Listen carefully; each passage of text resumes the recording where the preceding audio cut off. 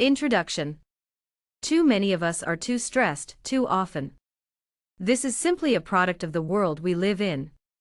Most of us work extremely hard, performing a job that is highly stressful.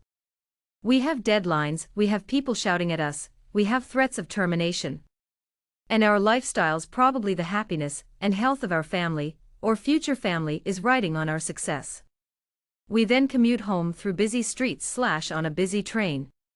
Then we have 20 chores to do when all we really want to do is to crash out in front of the TV. The baby is crying, friends are upset we can't make it out, and the pile of plates on the sink is growing. Meanwhile, we are all too aware of all the things that we should be doing but can't / aren't. On Instagram, it seems that everyone is out there finding love or traveling the world. The covers of magazines show us perfect, beautiful people. And heck, we're not getting any younger. To make ourselves feel better, we turn on the TV. There we hear about all the calamities happening all around the world. And feel petrified by fright. Also, did you know that the very light from the television increases your production of cortisol, the primary stress hormone? Oh, and that bag of chips you're eating is only going to artificially spike your blood sugar, causing a subsequent crash and surge of cortisol. So yeah, it's a wonder that more of us aren't in a state of permanent panic attack. If you want to feel happier, if you want to actually enjoy your life, and if you want to make positive progress to improving your situation moving forward, if you want to do all of this, then you need to make sure that you are finding ways to overcome this stress. And I'm not necessarily talking long-term, but short-term even. Here are 5 extremely simple things you can do right now that will immediately improve your sense of calm and help you to relax. Read on and you will have 5 extremely powerful tools in your arsenal to calm the mind whenever you think it is necessary. 5 powerful strategies. Following are 5 extremely effective strategies for quickly feeling calmer and better. Find the one that works best for you, or use them in conjunction with one another for even greater effect. Control your breathing. The first thing you can try doing is to control your breathing. This is highly effective due to the two-way link between your breathing and your vagus nerve. The vagus nerve is a nerve that is highly responsible for the action of the autonomic nervous system, the part of your system that is responsible for handling such things as your fight or flight response. This includes the sympathetic and parasympathetic systems. When you are in a state of fight or flight, your sympathetic nervous system goes into overdrive, sensing danger. The result is that you start to breathe more quickly, blood gets delivered to your muscles and brain, your blood viscosity increases to help clot wounds, and your thoughts start to race. From an evolutionary perspective, this should occur only when in physical danger, but today many other low-level things can set it off. The result is that we're always a little tense and anxious. At the other end of the spectrum, we have the parasympathetic system.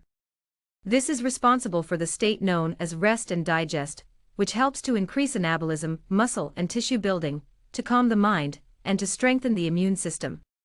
This is the state we go into when we are fed and in no immediate danger. Breathing slows down, as does our heart rate. Notice how the breathing and the heart rate are affected strongly in both cases. This occurs through that vagus nerve, but what's interesting is that you can also send the signal the other way: calm down your breathing, and you will also calm down the vagus nerve and the nervous system. So if you find yourself hyperventilating and panicking, one of the very best things you can do to get yourself back under control is to try breathing more calmly. This method is even used by the military and special forces in what is known as box breathing. Box breathing is so called because it has 4 sides or 4 seconds. Breathe in for 4 seconds, hold for 4 seconds.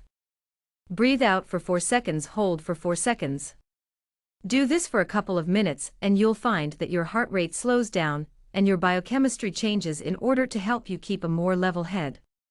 This is ideal before an interview as well, and can even be useful in staving off a panic attack. The rest of the time, it is important to ensure you employ deep belly breathing, which allows you to draw more air into the lungs and the abdominal cavity beneath them. Many of us have made a habit of shallow breathing, only using the top of the lungs. This actually increases stress throughout the day. Kundalini meditation and yoga can help to teach you to correct this issue.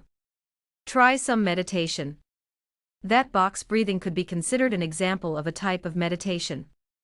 That's because you are focusing on an aspect of yourself in order to take your thoughts away from stress and panic. Doing so is often enough to make you feel instantly calmer again. This is a secondary benefit, along with the way it communicates directly with your autonomic nervous system. That's all that meditation really is: focus. It's about focusing on something that you've chosen to focus on, rather than letting your thoughts run away with you and onto all kinds of disparate topics. But there are other forms of meditation that can be even more effective. Take the body scan meditation for instance, which involves focusing on your muscles instead, and on helping yourself to get calmer and more relaxed. This can be an ideal method to use just before bed. The idea behind a body scan meditation is to turn your attention to each part of your body in turn, and to help it relax. You do this by first contracting, tensing up, the muscle, and then releasing all that tension and making a conscious effort to allow it to happen fully. This not only distracts your mind from whatever other worries you were thinking about, but also helps to release stored tension that can cause discomfort and make you feel more stressed. It's called a body scan because you will be moving your attention first from the top of your head, all the way down to your toes. So start by thinking about your forehead and ears. Are they holding any tension? Contract them, release them, then imagine them completely melting and dissolving. Now do your mouth and jaw, now your neck and shoulders, and so forth.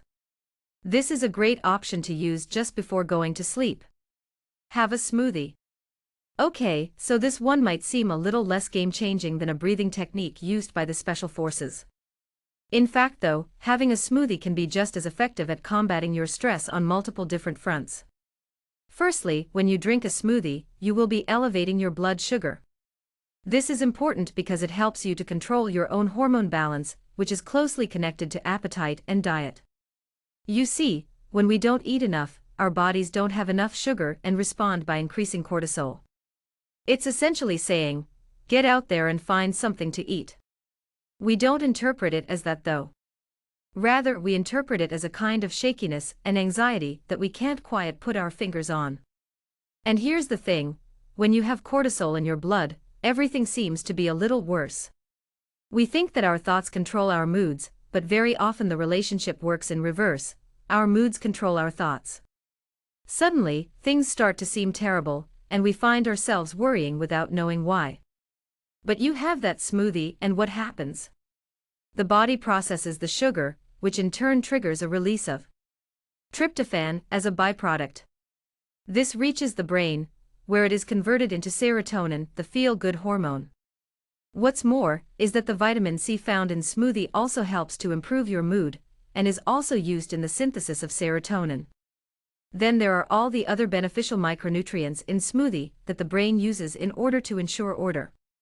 In short, this is a pick-me-up that does much more than just taste good. It provides energy and nourishment, and sometimes helps to solve the problem in the simplest way possible. Go for a walk or jog. Another option is to go for a walk. Many people say that going for a walk will help to clear their heads, and there are plenty of reasons why this works. For one, walking is a kind of mindless activity that engages the brain's default mode network, the network that is used when we are daydreaming or thinking about non-important things. This also happens to be our most inventive and creative brain state. You can actually turn this into a form of moving meditation by focusing on the environment and drinking it in without letting your own thoughts get in the way. Many people find running meditative in particular, especially once they hit a rhythm and can concentrate on their foot strides.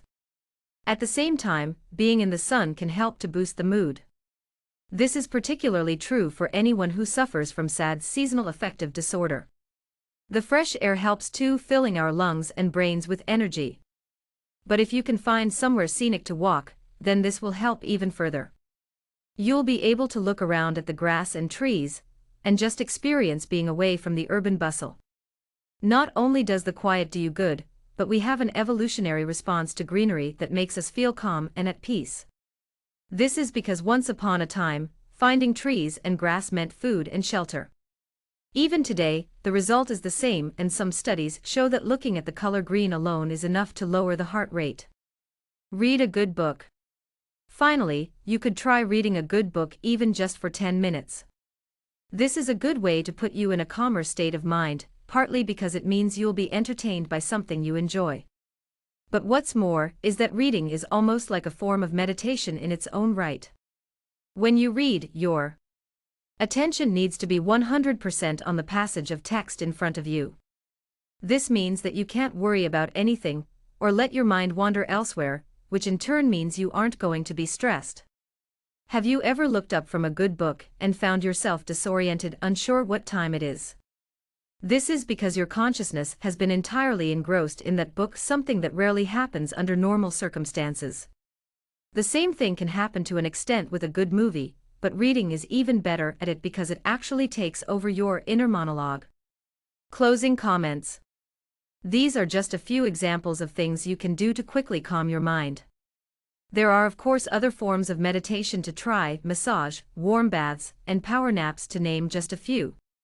In the full ebook, The Calm Mind, you will learn how to control your thoughts through CBT, various forms of meditation, and an honest appraisal of your lifestyle and priorities. When you can do that, you can find peace and calm wherever you are. As such, you perform better and feel the best you've ever felt.